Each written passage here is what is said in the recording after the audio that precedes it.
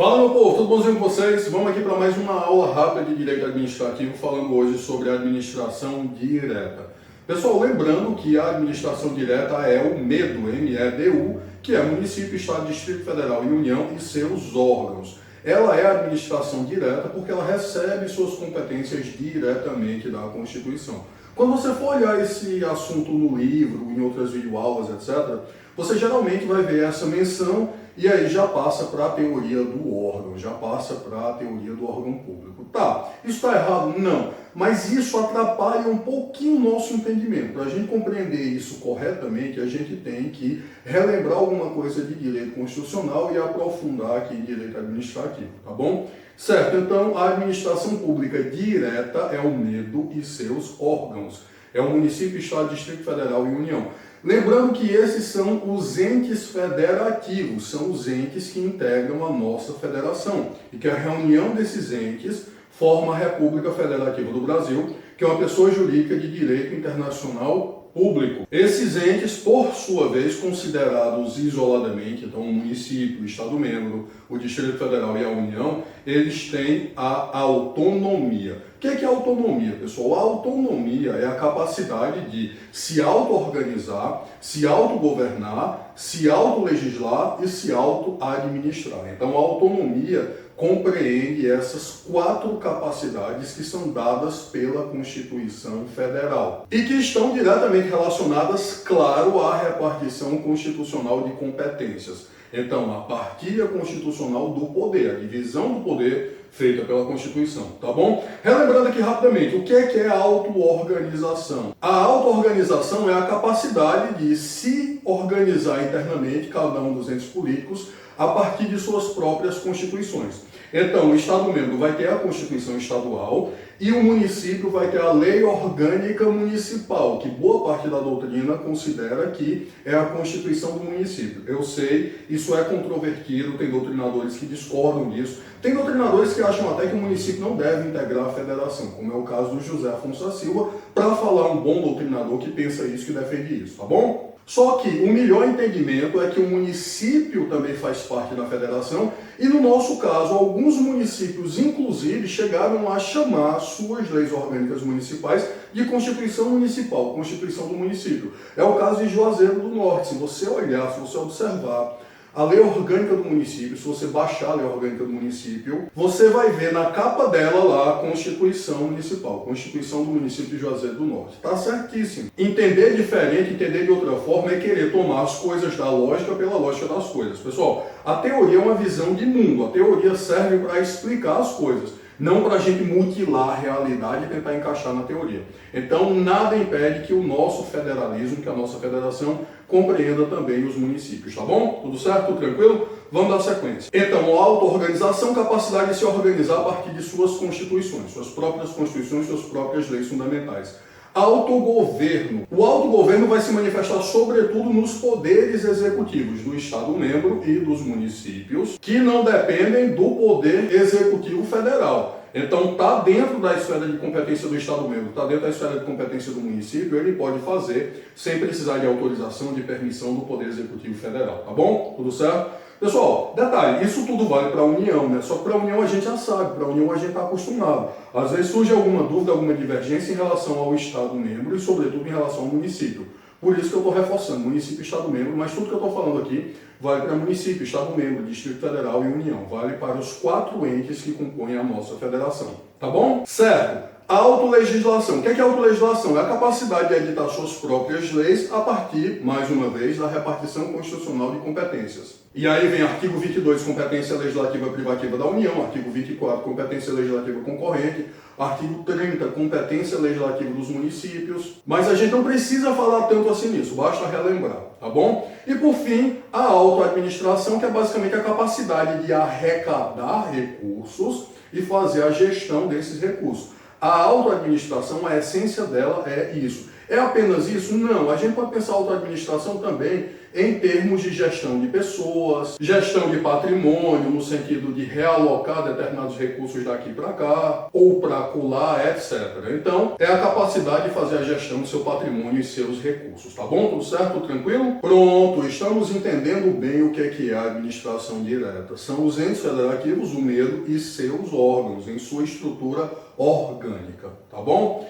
Tudo certo. Uma vez que a gente entendeu isso, sempre é bom a gente relembrar que, diretamente relacionado à supremacia do interesse público e à indisponibilidade do interesse público, estão as prerrogativas que esses entes federativos têm, não só eles, mas que eles principalmente têm em relação aos particulares. E aqui vale a gente lembrar, por exemplo, as famosas prerrogativas da Fazenda Pública. Por exemplo, prazos processuais em dobro, nos termos do artigo 183 do Código de Processo Civil. Duplo grau de jurisdição obrigatório nas sentenças que, porventura, lhes sejam desfavoráveis. Então, se você entra com uma ação contra o município, o Estado, o Distrito Federal, a União, e você ganha esse processo, essa sentença vai ser submetida obrigatoriamente ao duplo grau de jurisdição. Por quê? Porque a gente não pode permitir que um eventual erro do juiz, do julgador de primeira instância, gere um prejuízo para o ente público, para o poder público, que vai ser, no final das contas, um prejuízo para toda a coletividade. Então, qual é a ideia aqui? Se você perde um processo e você resolve não recorrer, tudo bem, é o teu patrimônio, são os teus bens, são os teus direitos. Os teus direitos são disponíveis, pelo menos a maioria deles. Quando a gente fala da administração pública, por outro lado, não, aí esses direitos são indisponíveis, a gente sabe disso, não é verdade? A indisponibilidade do interesse público se materializando aí no processo. É importante falar nisso também, pessoal, para a gente entender como essa compreensão da organização da administração pública é importante, não apenas para que a gente entenda todo o direito administrativo, mas para que a gente compreenda também outros ramos do direito. A gente está falando agora de processo civil, mas na frente, daqui a pouquinho, a gente vai falar de direito tributário.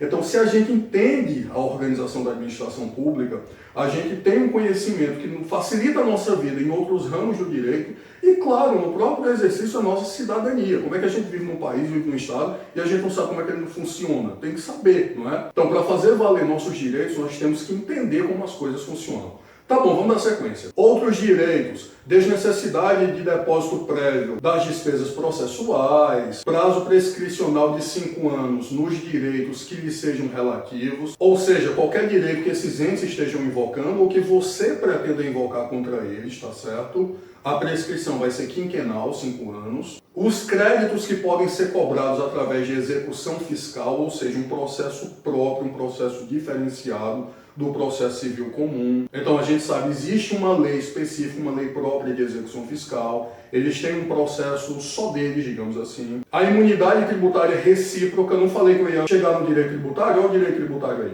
Então, município, Estado, Distrito Federal e União não podem se tributar entre si, não podem instituir impostos sobre os bens e patrimônios dos outros, tá certo? Imunidade tributária recíproca, isso está no artigo 150, parágrafo 2 da Constituição. A gente vai estudar esse direito tributário mais na frente, mas é bom saber que isso existe desde já. Pablo, isso vale só para administração direta? Não, isso pode valer também para administração indireta, caso das autarquias. Mas veja, isso é uma garantia, isso é uma prerrogativa que é inerente à administração direta e que se estende excepcionalmente à administração indireta. Ainda mais quando a pessoa jurídica em questão da administração indireta é uma pessoa jurídica de direito público, né? Faz todo sentido você estender isso. Mas isso nasceu para a administração direta. Isso faz todo sentido quando a gente pensa em termos de administração direta ou administração centralizada, tá bom? Certo, o que mais? Os seus bens, e isso é importantíssimo, seus bens são bens públicos. O que é que eu quero dizer com isso? Parece até uma coisa óbvia, né? Oh, meu Deus, os bens do poder público são bens públicos. Mas isso tem consequências importantíssimas, interessantíssimas. Se esses bens são bens públicos, isso vai significar o quê? Primeiro, esses bens são inalienáveis, entre aspas. Na verdade, eles podem ser alienados, mas é uma alienabilidade condicionada. Você pode se desfazer do seu patrimônio da forma que você quiser, você pode vender do preço que você quiser, teus bens são disponíveis. Teu interesse pessoal, teu interesse particular é o interesse disponível, né? Salvo raríssimas exceções legais, são interesses disponíveis. O interesse público não, o interesse público é indisponível. Então, para você alienar um bem público, tem todo um procedimento que a gente vai ver, com avaliação prévia, eventual autorização legislativa se bem imóvel, licitação, etc. Eu não vou entrar nisso porque a gente vai falar disso no futuro. Mas alienabilidade condicionada ou inalienabilidade. E olha só, a gente já está falando de bens públicos, a gente vai falar nisso novamente lá na frente, a gente vai detalhar tudo, ver bens públicos em espécie, falar cada uma dessas garantias, cada uma dessas prerrogativas. Mas a gente já está construindo essa base aqui, por isso que esse assunto é tão importante, eu não me canso de dizer. Se você entende bem a organização da administração pública, você tem um alicerce sólido para compreender todo o direito administrativo e até mesmo alguns outros ramos do direito, tá bom? Então, eu falava da inalienabilidade. Nós temos também a impenhorabilidade, ou seja, os bens públicos não podem ser objeto de penhora. Se você ganha um processo contra a fazenda pública, você vai receber, um dia, via precatórios, mas você não pode simplesmente penhorar bens públicos. Não funciona dessa forma. Não onerabilidade, esses bens não estão sujeitos a penhor, hipoteca e anticrese. Não onerabilidade, portanto, ainda bem tem que ser dessa forma, porque senão eu me candidatava a prefeito, a governador, ou até mesmo a presidente, e você não tem juízo, você votava em mim, eu me elegia, e aí eu ia onerar esses bens todos. Posso fazer isso? Qualquer gestor público pode fazer isso? Não. Esses bens são não oneráveis, tá bom? E por fim, são bens imprescritíveis, não são suscetíveis de uso capião. Então, a uso capião, sempre lembrando, não é o uso capião, é uma palavra feminina.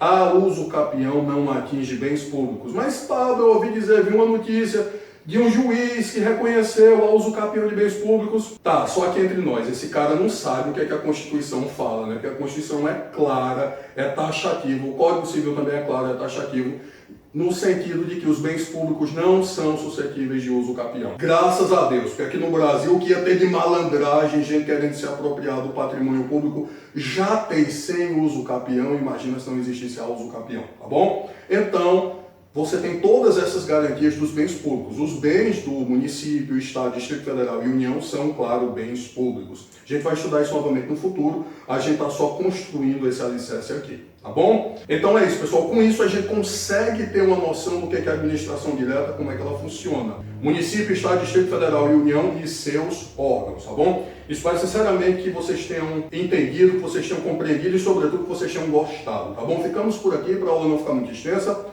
Beijo no coração, até a próxima. Se você ainda não é inscrito no canal, se inscreva, ative o sininho, clique no curtir, deixe seu comentário aí se você quiser que eu acrescentar alguma coisa, quiser pedir uma videoaula, alguma coisa assim.